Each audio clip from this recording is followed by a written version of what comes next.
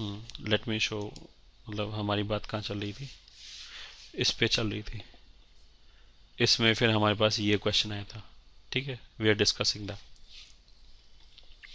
तो इसमें पहले तो हमने क्या बोला कि डोमेन रेस्ट्रिक्ट होने से वो डायरेक्टली ए स्क्वायर प्लस बी स्क्वायर के स्क्वायर रूट की हेल्प से हम रेंज नहीं बता सकते, ठीक है। बट फिर रेंज कैसे बनाएंगे, बताएंगे ग्राफ खींच के। ग्राफ कैसे खींचने, उसके लिए हमने क्या किया, जैसे ये और ये है, ठीक है, इनको हमने क्लब किया। कैसे, फिर वो रूट ए स्क्वायर प्लस बी स्क्वायर, तो यहाँ ए का वैल्यू कितना है 1 और ये कितना है √3। तो 1 मिनट के लिए ऐसे देखो, ए स्क्वायर प्लस बी स्क्वायर कितना हो जाएगा 1 स्क्वायर प्लस √3 का स्क्वायर विच इज़ 1 + 3 = 4। तो रूट ए स्क्वायर प्लस बी स्क्वायर कितना आ गया 2। तो अभी हमने बोला था कि इस तरह की चीज़ों को मैनिपुलेट करने के लिए इससे मल्टीप्लाई करो और इसी से डिवाइड करो। तो हमने 2 से मल्टीप्लाई किया और इसी से डिवाइड कर दिया, तो ऐसे आ गया sin x minus √3/2 into cos x, और साथ जो बाहर लिखा हुआ है उसको बाहर ही लिखा रहने दिया, +7। इसको तो लास्ट में आके देखेंगे, ठीक है। ये आ गया। अब √3/2 साइन π/3 का वैल्यू होता है, और ये हाफ cos π/3 का वैल्यू हो गया। तो ये तो ऐसे आ गया 2 into cos π/3 into sine x minus sine π/3 into cos x. वैसे ये लिखना नहीं चाहिए, डायरेक्टली लिखना चाहिए मेरे को, +7, ठीक है। ये तो फॉर्मूला आता होगा साइन ए प्लस बी का, साइन ए माइनस बी का, तो this will become twice of sine x minus π/3 +7, ठीक है। 1 मिनट के लिए इस +7 को भूल जाओ, ये देखा केवल। y is equal to sine x का ग्राफ कैसे बनेगा, ऐसे बनता है, ठीक है। ये π/2 है, यहाँ पे π/3 आएगा कहीं, ये 0 है, ये माइनस π/2 है, यहाँ पे कहीं माइनस π/3 आएगा, एंड सॉन, ठीक है। अगर मान लें यहाँ से हमें ग्राफ खींचना हो y is equal to sine x minus π/3 का, तो क्या किया हमने, इफेक्टिवली x की जगह x माइनस π/3 किए। तो अगर x की जगह x माइनस π/3 किया तो पूरा ग्राफ आगे शिफ्ट हो जाएगा π/3 यूनिट से, ठीक है। तो now the graph will look like, इस वाले केस में जैसे अगर π/3 आगे शिफ्ट हो गया तो जो ये वाला पॉइंट है वो y एक्सिस पे आ जाएगा। तो मतलब जो ग्राफ है वो it will look like this, कुछ ऐसे दिखाई देगा। ये π/3 वाला पॉइंट तो यहाँ पे आ गया, ये 0 है, ये y एक्सिस है, ये π/3 वाला कहीं यहाँ पे आ गया, π/2 कहीं इधर रह जाएगा, सॉरी π/2, ठीक है। तो लेट मी अगेन ड्रॉ, थोड़ा बड़ा करके, ऐसे ग्राफ है, ठीक है। फिर हमने क्या बोला कि अगर ये ओरिजिन था ओरिजिनल ग्राफ में, तो यहाँ पे कोई π/3 वाला पॉइंट था जो y एक्सिस पे आ जाएगा, मतलब y एक्सिस ऐसे हो गया, ठीक है। ये वाला जो पॉइंट था वो पहले π/2 पे था, अब हमने आगे शिफ्ट कर दिया π/3 से, तो π/2 तो कहीं इधर रह गया होगा, मान लें ये π/2 आ गया, ये ऑफ कोर्स π/3 आ जाएगा क्योंकि जो ओरिजिन वाला पॉइंट है वो आगे शिफ्ट हो जाएगा। अच्छा, अगर बीच में माइनस है, बीच में माइनस है मतलब ये x माइनस, ये बीच में माइनस है, तो राइट हैंड साइड पे शिफ्ट होगा, ठीक है। ये ग्राफ आ गया। अब जो क्वेश्चन है, क्वेश्चन में ये सब करने की जरूरत क्यों पड़ी, बिकॉज ऑफ दिस स्टेटमेंट, ये जो लिखा हुआ है ना कि एक्स का वैल्यू 0 से π/2 तक ही जा सकता है। तो अब हमने 0 से π/2 के अंदर इसका रेंज निकाल लिया, तो 0 से π/2 मतलब केवल इतना वैलिड है, ठीक है। ये ग्राफ किसका है, ये ग्राफ है y is equal to sine x minus π/3 का। तो ये वाला वैल्यू कैसे निकाल सकते हैं, यहाँ पे x की जगह π/2 रख दिया, तो अगर साइन x माइनस π/3 लिखा है और इसमें x की जगह पे अगर मैं π/2 रख दूं, तो ये कितना हो जाएगा, this is equal to sine π/6, ठीक है, जो हाफ होता है।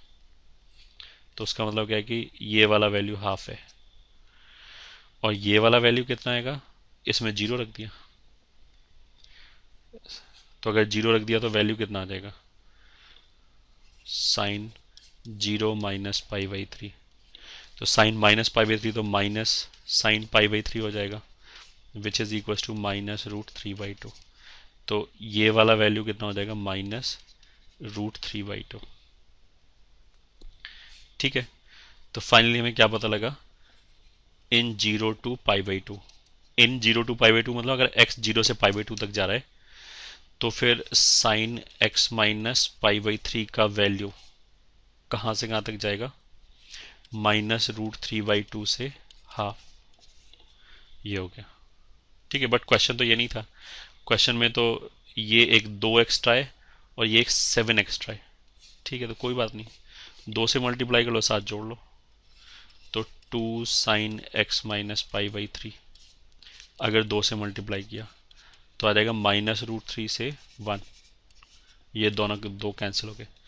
फिर हमने two sine x minus pi by three में सात जोड़ दिया, तो ये वैल्यू आ जाएगा सेवन माइनस रूट थ्री से एट, ये ठीक है, सेवन माइनस रूट थ्री से एट, यही आंसर हो गया। तो इस क्वेश्चन के लिए रेंज कितना हो गया, सेवन माइनस रूट थ्री से लेके एट तक।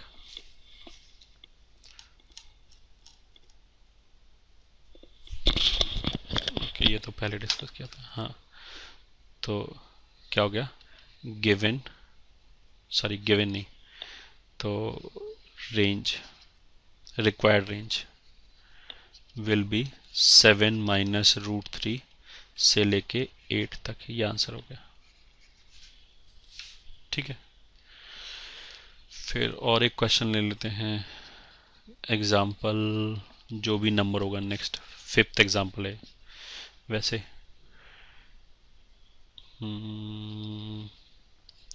मान लिया हमने ले लिया cos 2x minus eight sine x plus 20, इसका रेंज निकालना है। तो फिर शुरू हो गए आंसर, क्या ये और ये बराबर है, तो आंसर मिला नहीं है। ओके, बराबर नहीं है, तो फिर क्या करें, कुछ भी करो, a sine x plus b cos x वाली चीज नहीं लगेगी, करो कुछ भी। ठीक है, मतलब ये वाला मेथड फेल हो गया, ये रूट ए स्क्वायर प्लस बी स्क्वायर से अब इसको कोई मतलब नहीं आ रहा, वहां से अब रेंज नहीं निकलेगा। ठीक है, तो फिर हमने क्या किया कि cos 2x का फॉर्मूला पढ़ा होगा, उसको तो हम sin x के टर्म्स में एक्सप्रेस कर सकते हैं। तो इस क्वेश्चन को तो हम ऐसे ले सकते हैं, one minus two sine square x minus, ये तो इसकी वजह से आ गया, minus eight sine x plus 20, collect करो, प्लस 20 और ये वन कितना हो गया, 21 माइनस टू, यहाँ से माइनस टू कॉमन ले लिया, तो आ गया sign square x minus four sine x. ठीक है, अब इस क्वेश्चन को चाहे सब्स्टिट्यूशन से कर लो, क्योंकि जो भी वेरिएबल टर्म है उसमें केवल साइन का ही टर्म आ रहा है, सब कुछ साइन एक्स के टर्म्स में लिखा हुआ है। तो एक तो हम इसको ऐसे ही बोल सकते हैं कि इसको हमने किससे कर लिया, सब्स्टिट्यूशन से। दूसरा जो सबसे पहला मेथड था, सबसे पहला मेथड था क्या था, सबसे पहला मेथड था यूजिंग एलिमेंट्री मैनिपुलेशन, उससे भी कर सकते हैं, क्योंकि एलिमेंट्री मैनिपुलेशन में हमने ये बोला था कि वेरिएबल केवल एक ही जगह आना चाहिए, तो यहाँ तो दो जगह आ रहे हैं, तो डायरेक्टली तो कर नहीं सकते, बट फिर भी इसको परफेक्ट स्क्वायर बना सकते हैं। तो इसको परफेक्ट स्क्वायर कैसे बनाएंगे, ऐसे देखा, minus two sine square x minus four sine x लिखा है, तो किस चीज का परफेक्ट स्क्वायर बनेगा, साइन एक्स माइनस टू का होल स्क्वायर, ऐसे बनेगा, साइन एक्स माइनस टू का होल स्क्वायर बनेगा। ठीक है, तो क्योंकि अगर ये ए स्क्वायर है तो ये ए हो गया, तो ये टू बी होना चाहिए, क्योंकि परफेक्ट स्क्वायर में A square plus two A B plus B आता है, सॉरी प्लस बी स्क्वायर आता है। तो बी का वैल्यू क्या हो गया, अगर ये वाला वैल्यू टू बी है, तो अगर टू बी चार के बराबर है तो बी का वैल्यू कितना हो गया, दो, तो यहाँ पे दो आना चाहिए। वैसे परफेक्ट स्क्वायर बनाना मेरे ख्याल से सेवन्थ एट्थ में सिखा देते हैं, तो वो तो अपने आप आना चाहिए, इतना मेरे को एक्सप्लेन करने की जरूरत ही नहीं है। अब एडजस्ट कर लिया, क्योंकि परफेक्ट स्क्वायर बनाए हैं तो एक बी स्क्वायर वाला टर्म फालतू लेके आए, उसकी वजह से क्या हुआ, बी स्क्वायर कितना हो जाएगा 4, फिर ये -2 की वजह से कितना हो गया -8।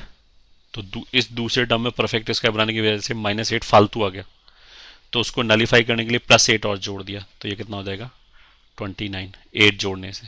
करके देखो, अपने आप दिख जाएगा ये। ठीक है, अब ऐसा करने से क्या हो गया कि वेरिएबल टर्म केवल एक जगह है sin x। अब इसका रेंज निकाल सकते हैं जैसे पहले निकालते थे। sin x का वैल्यू कहाँ से कहाँ तक जाएगा, -1 से 1 तक। तो फिर sin x -2 का वैल्यू कहाँ से कहाँ तक जाएगा, -2, मतलब 2 घटा दिया इसमें से, तो आ जाएगा -3 से -1 तक। फिर इसको अगर हमने स्क्वायर कर दिया तो कहाँ से कहाँ तक जाएगा, अगर ये पूरा नेगेटिव नेगेटिव है तो स्क्वायर तो फिर डायरेक्टली करके पलट के लिख दिया 1 से 9 तक। फिर हमने इसको -2 से मल्टीप्लाई कर दिया, तो -2 से मल्टीप्लाई कर दिया तो इसको पलट के लिख दिया -18 से -2। ठीक है, एंड एट लास्ट 29 इसमें जोड़ दिया, तो 29 जोड़ दिया तो कितना आ जाएगा 11 से 27। ये आंसर हो गया। तो इस वाले केस में अगर ये क्वेश्चन है, सॉरी ये क्वेश्चन है, ये क्वेश्चन है cos 2x -8 sin x + 20, तो उसका रेंज ये आ गया, यही रेंज है, यही आंसर है। ठीक है, ओके।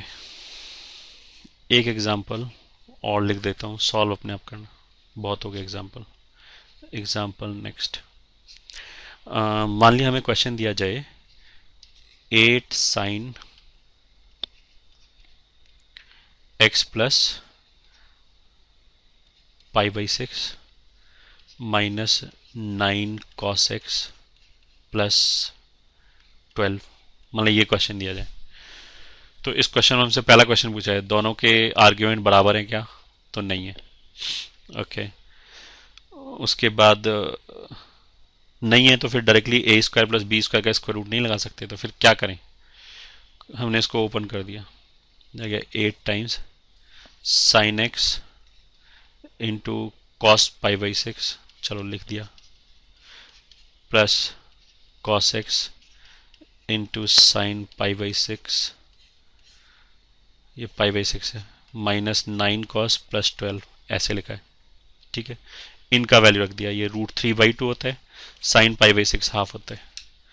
तो वापस ये क्वेश्चन क्या बन गया, दिस इज इक्वल टू, ये √2 8 से कैंसिल हो जाएगा तो आ जाएगा 4√3 sin x, फिर अगला आ जाएगा +4 cos x, फिर आ जाएगा -9 cos x, ये पहले से लिखा हुआ था यहाँ से, +12, ये का क्या क्वेश्चन ये बन गया। So this will be equal to 4√3 sin x, cos वाले टर्म को मिला दिया इन दोनों को, तो आ जाएगा -5 cos x प्लस 12, ये आ गया। अब तो ये तो सही है, ये तो इसमें और इसमें दोनों में x वाला टर्म सेम है क्या, तो आंसर मिला यस, x वाला टर्म सेम है। फिर दूसरा जो x वाला टर्म है, जो आर्ग्यूमेंट है, वो क्या 2π लेंथ कवर करेगा कम से कम, तो वो भी मिला हाँ, क्योंकि x पे कोई रेस्ट्रिक्शन नहीं है तो ये तो पूरा कवर करेगा। ठीक है, तो फिर √a² + b² वाली चीज लग जाएगी, a² + b² बराबर, ये इसका स्क्वायर कितना हो जाएगा 48, और 5 का स्क्वायर 25 का स्क्वायर रूट, तो कितना हो जाएगा 73। तो अगर केवल इतना लिखा होता इतना, तब तो रेंज हो जाता है -√73 से +√73। ठीक है, अब इसमें 12 और जोड़ दिया, तो फिर रेंज कितना आ जाएगा, रेंज आ जाएगा 12 जोड़ना है ना, तो 12 - √73 से 12 + √73, ये आंसर हो गया। ठीक है, बस ये टाइप ऑफ क्वेश्चन भी कंप्लीट हो गया।